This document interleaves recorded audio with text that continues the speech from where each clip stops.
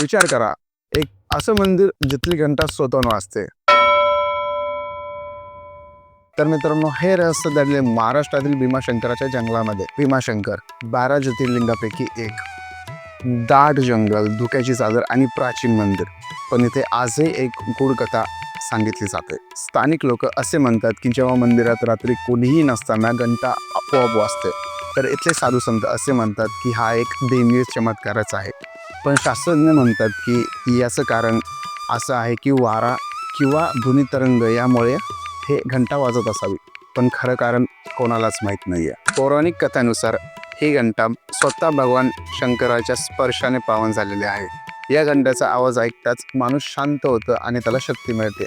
तर आजही गुड इथे असंच दडलेलं आहे. याचं कारण आजही कोणीच शोधू शकलेलं नाही.